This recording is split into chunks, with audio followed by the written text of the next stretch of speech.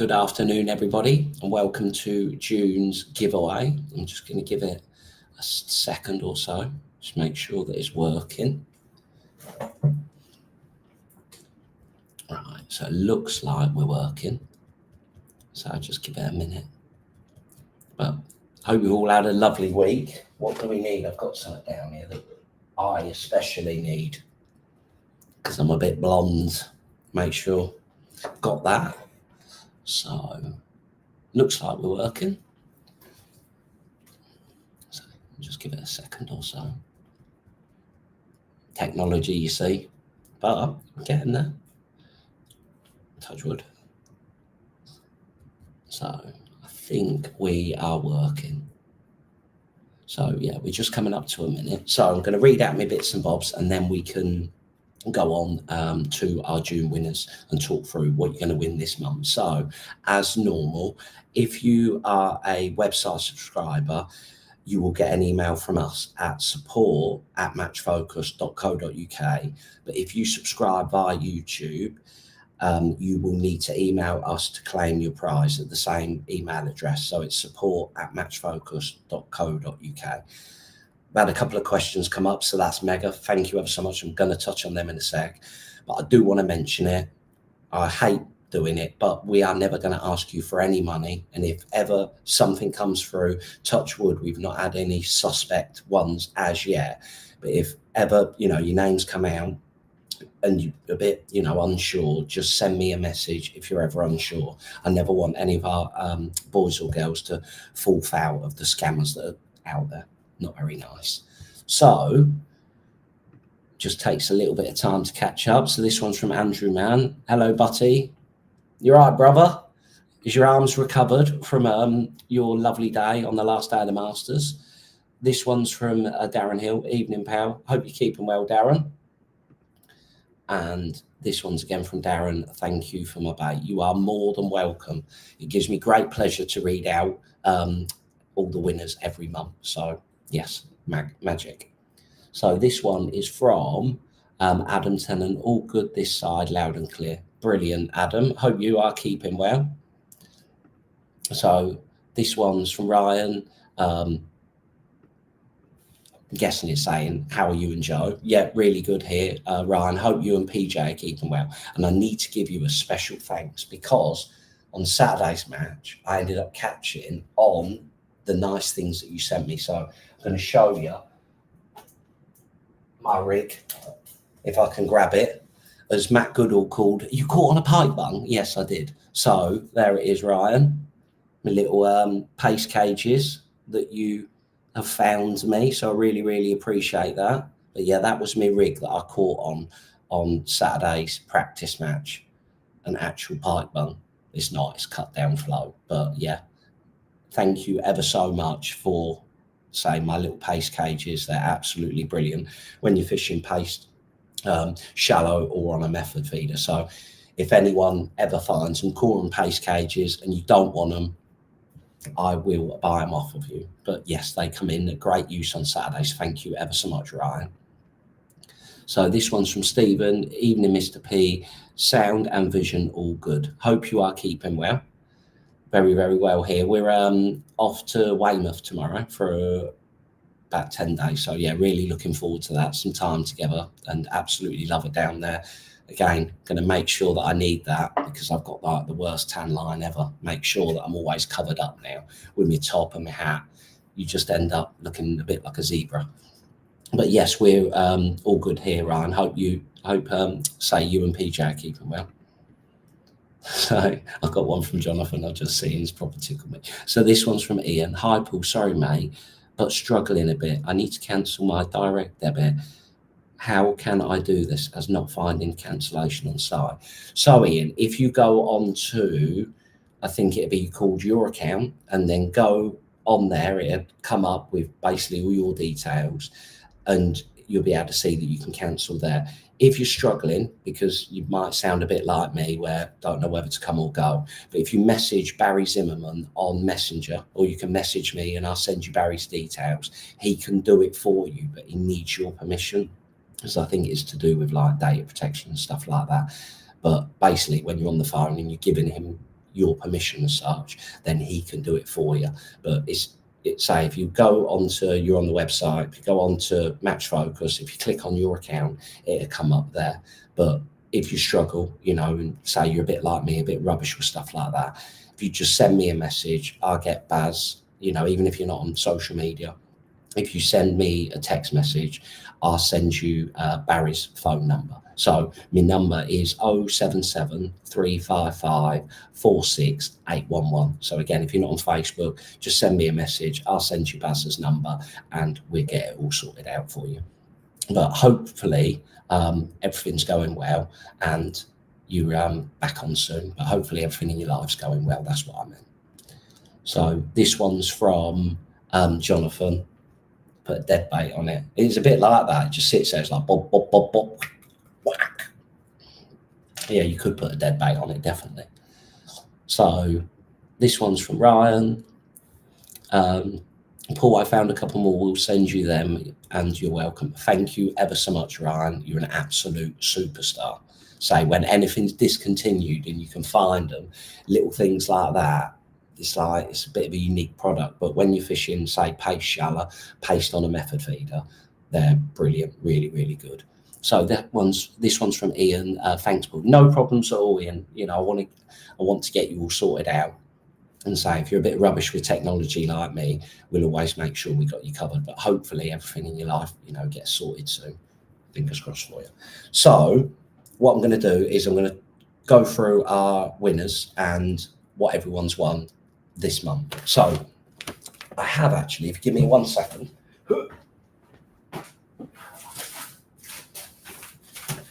So I did pop to Blake's as well. So I want to touch on this because all of the bags will now be coming like this, sort of change the packaging to, you know, basically normal ground bait bags rather than these bags. If you like these bags, I want to mention it now, you can order them from Blake's, but the biggest reason, to be honest, for the change of the packaging is, one, this was quite expensive. So rather than putting the price of the product up, you know, in total, just changing the bags, say, because these bags are quite expensive, to these bags. And the other big thing is obviously the time consuming. So I'm going to keep some of these for as long as I can to be able to, you know, show you the bait as such, your price that you want, but they will come in these bags rather than those bags. But again, if you like those bags, you can pop on. I'm not too sure if they're on the Blake's website, but they will be soon. And you can just buy the bags individually if you like storing your pellets and bits and bobs in, you know, the resealable bags. But yeah, I just thought I'd touch on that. So going through what everyone's going to win. So the first one is going to be pole mix, Ever Faithful pole mix. Brilliant for this time of the year, you know, when you want a nice cloudy ground bait for the shallow water. That's absolutely lovely. That's the one that I used at Tunnel. And also I ended up using that when I caught on my slop and paste shallow because I didn't have any fine expander. So it makes a lovely slop as well. And then this one's probably my favourite. If I had to pick one ground bait, I absolutely love this ground bait when I'm carp fishing for a method, feeding it in the edge. It's absolutely brilliant. And that is coarse carp. So the name suggests, like, really, really coarse particles. Just such a nice all-round mix for a method feeder and for down the edge. And then as it's now starting to warm up, got my factor 50. Going to start, again, if you're carp fishing, saying that, I keep saying carp fishing. I've never used it for F1, so I need to give it a go. But that is the ground bait that we brought out last year, and that is the Optimus Primer Trax. The Primer Trax ground bait. So this one is the fine version. Again, makes a lovely paste. If I was going carp fishing, this is the one personally that I'd opt for, which is the coarse Primer Trax.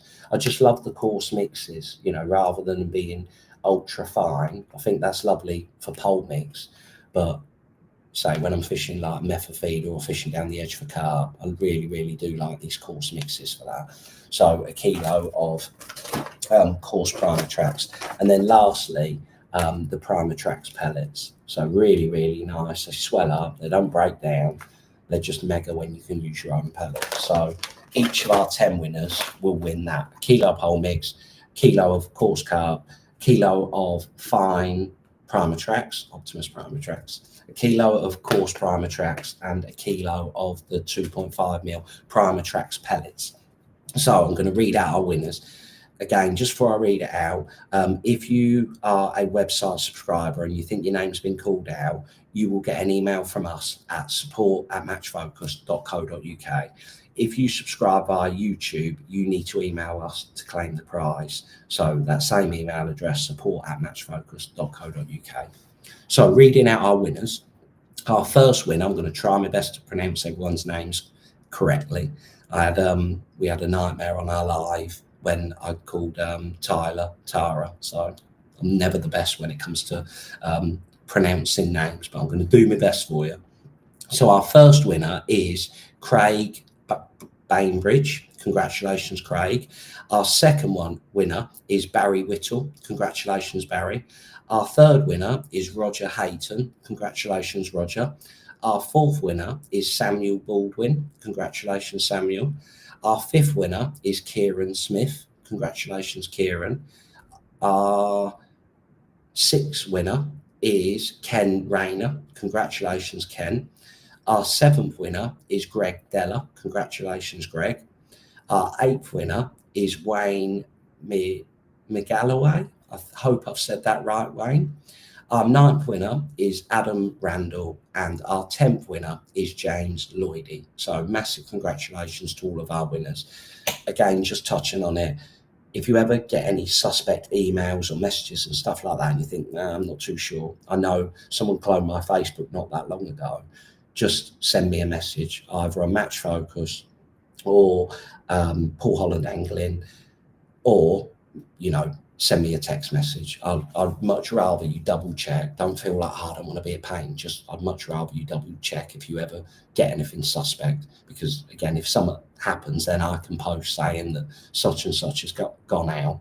I just never want it to happen to one of our boys and girls. So congratulations to all of our winners.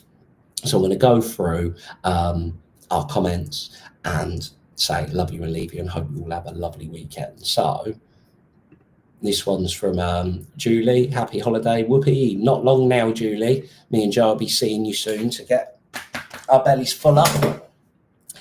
This one's from Darren. Could you not use it? I think it's a MIDI meat screw setup for pace shallow. The thing is with this cage is one of the biggest things, to be honest, is it's very, very light. And because it's sort of hollow, it holds your bait really nicely. What I've found, I'm no expert on pace shallow.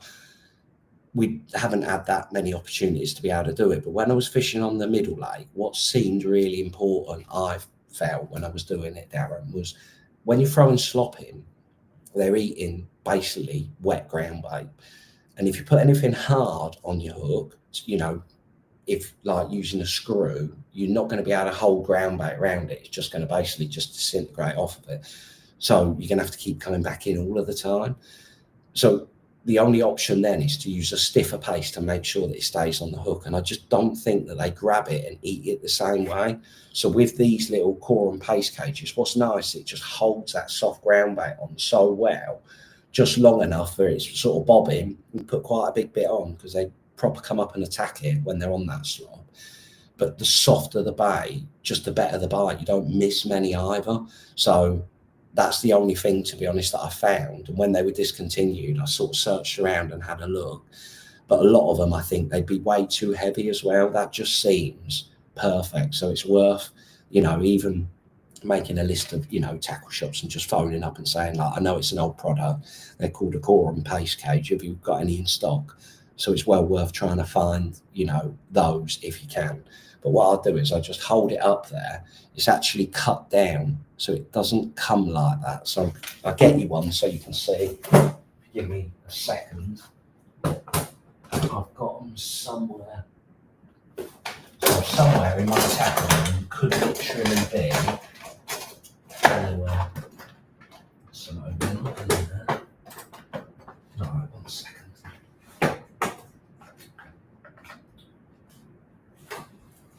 So I've got little tubs and pots of there they are. So I haven't actually got them in a packet. But I have got them somewhere. I just don't know where at the moment. But basically, that's what they look like when they come. So they got like a tiny little eye, and all I do is just cut it down. So it's just basically one like that. And that's how I cut it down. That just seems perfect. I think when it's like that, it's just a little bit too big. But that's what I would try and find, Darren, if you want to have a go with it. But hopefully that helps. So this one's from Ryan. Paul, would you still use meat this time of the year or wait until September? I think if you're carp fishing, Ryan, you can use it all year round. But for F1s, like I'm sure there was probably a few caught on tunnel on it. But I think it works really, really well for when you're fishing for F1s at that time when they're not really coming shallow or when they stop feeding shallow. It just sinks so slow. Otherwise, I mean, you can catch them short on meat shallow. But again, a lot of venues that allow meat, you're limited to it. So you might only be allowed like 1 tin or 2 tins. At tunnel, it's okay because you're allowed 4 small tins, so like 1,000 grams of meat. So you have got enough to be able to do it. But it just seems to work sort of going into that period when they're starting to feed shallow. And again, when they've sort of been hammered shallow all summertime, that's when meat seems to dominate a tunnel. But if you was going to Whiteacres, for argument's sake, and it's more carp and F1's a bit more open watery, I'm going to say, rather than a snake lake, then it works well all year round there. It's just a case of having a go and seeing how your venue that you go to responds to it. But yeah, not something that is just limited to certain times of the year, definitely not. And what I was going to say, Ryan, as well, is like when you go in carp fishing, especially from sort of down south where I live, Pete Upton, he empties it wherever he goes on meat all year round. So it's definitely not just, a cold, whereas it's starting to come out of the cold weather. It definitely works all year round. But I'd say it's more of a carp bait for all year round rather than for F1s. I feel like when they're starting to feed shallow, maggots and casters tend to be a little bit better. But then saying that, they do catch quite a few on meat or partridge still. So I think it's very much venue dependent. So this one's from Andrew. Course Carp's King, 1,000,000%. It's such an all-round good ground bait when you're carp fishing. Absolutely love it for a method. Once you've mixed it and you've used it, it's just perfect. Absolutely love it. And what I like about it is I just want a ground bait that I go fishing with, and the simpler it is, the better it is for me. But no, you're dead right, Andrew. So this one's from Stephen. When are you moving and are you ready yet? So yeah, soon. The surveyor came today, but yeah, any moment now, hopefully if that carries on going through, then yeah, it won't be too much longer, and then I'll be a bit more of a Midland stroke Welsh boy, more towards like Wales way. So, and especially with the boys, how they done on the Masters, I need them to take me under their wing, start looking after me a bit. I might be able to catch a few more then. But yeah, shouldn't be too long, Stephen. So this one's from Darren. It's more like a spring to squish onto. Ah, yes, I know what you're on about, the coil. The only problem with that is I don't know how much it'd weigh. Darren, to be honest, you'd have to just give it a try. But I'm just saying, like, for the limited times that I've done it, that is the best thing if you can get them. But yeah, definitely have a go with it. Say it's the size bit of it that matters as well, because F1s, don't get me wrong, some of them that you catch like got massive mouths, but some of them are smaller. Whereas at least with that, they can just suck it all in. I think if you was fishing, say, a method feeder with paste on it for carp, I think it's totally different because they're sucking the bait off the bottom. Whereas with that, you're suspending the bait mid-water. And I think the texture of the paste, when you're fishing with a method feeder, you want it quite firm, because if it's too soft, when you push it in your mould, it just flatten, almost like a 2p, it won't be round. So with your method feeder and using paste, you want it a little bit stiffer. But I think it's different because the fish are sort of sucking it all up. Ground bait, micros, and your paste, just like one lump, they suck it all in and it's fish on. Whereas when you're fishing slop shallow, you're throwing in balls of slop, the fish are coming up and attacking the ball of slop. So that's what I mean. Your ground bait definitely needs to be the right texture when you're fishing shallow, because if it's too firm, it just does. It's like they look and think, no, I'm not eating that. It's more like a boilie rather than ground bait. Whereas when you have your soft ground bait and you mould it around it, it's amazing because you look and like you'd hold it and it just fall off. Yet you put it in the water and it's like bob bob, and they're on, some of them even bob bob and probably pull your elastic out. So it's definitely worth having to play around with it, Darren. But I think it depends on, you know, what you're actually going to do it for. If you're going to fish shallow, if you're going to fish on a method feeder with it. So micro cage, yeah, it's looking at the size of it. I mean, I can send you the diameter of this if you want, but just to give you a rough idea, if I can hold it still enough without shaking. So there's my camera. So that hook is a 12 Super LWG, so quite a big hook, and then that's the pace cage underneath it. It's just, let me see if I can. So, oh, there it is there. And just wobbling. That's me shaking. Shake Stevens. So hopefully that that helps, Darren. So this one's from Richard. I hear you and other anglers on videos saying they're fizzing. I totally know what is fizzing, but I get mixed messages as to whether you get them fizzing. This is a good thing. I think it depends. So if, again, touching on the paste scenario, if you was trying to catch them on paste, then making them fizz like mad is a great way of being able to catch them, because you've got loads of fish in your peg. You know, they're hunting around, fishing with a big lump of paste or, you know, a big worm, double worm on the hook. That's a great way of being able to catch them. And sometimes, depending on the venue, so perfect example would be, say, the Match Lake at Viaduct. That was a place that I used to fish a long time ago with Pen Ryan on the UK champs, and that was the best way of being able to catch them. Like loose feeding, a lot of 4mm pellets, get them fizzing, and then using pea paste on the hook. That was 1,000,000% the best way of being able to catch them. If you try tapping in a little bit of bait, they'd fizz up, and you could never really catch them. So you had to go the other way and make them go mad, just try and get a load of fish in your peg. But then you need to fish a hook bait that they can pick out. Otherwise, you're just going to foul hook them. So when you're fishing like that, that's absolutely fine when they're fizzing. But when you're trying to fish, say, small baits, that's why a lot of the time when we try and plumb up, you know, short in the edge, when you're fishing across, you're always trying to get onto a hard bottom because you haven't got to deal with that problem.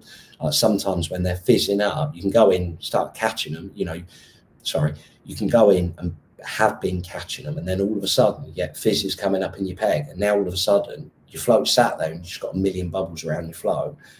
I think a lot of the time it's because they're eating in the seal. They can't see your hook bait. It's like you eating like that, you know, your sight's just gone. Whereas if you had something, you could see it and you think, oh, there's a bit of meat, or there's a pellet, there's a maggot, and you can pick it out. When you're like that, you just literally, oh, there it is. So by using a big bait like double worm or a lump of paste on the hook, when they're just sifting around, it's just a big surface area that they're going to be able to find, suck in, and you'll be able to get a clean bite. So sometimes if you're trying to catch them with big hook baits, then making them fizz is the best way, because you get gathering loads of fish in your peg. They're telling you that they're there because they're fizzing up like mad, but you can actually catch them. But what you've got to be careful of is when using small baits that you're not, you know, if you stop catching them. So if that happens, if you're fishing short, try and come closer to yourself a little bit up the shelf where the bottom's harder. You'll 1,000,000% be able to catch them cleaner. You won't foul hook as many. If you're fishing in open water long, there's not really an awful lot you can do about it, to be honest. The only other option is you've just got to commit then and say, right, if I'm going to a venue where I know the bottom's soft, I would then, rather than feed a bit of bait, catch a fish and then move, you can do that if you're fishing for, say, 50, 60 pounds, maybe not a big weight. But then if that was happening and I couldn't catch them, I would tend to just go the other way. If it was open water, I'd be more aggressive. So I'd feed more bait, make them fizz, try and get the fish competing, try and catch a few shallow. If I couldn't catch them shallow and it was an open water venue, the first thing that I would do is try a big hook bait. So paste, whole dead tribena on the hook.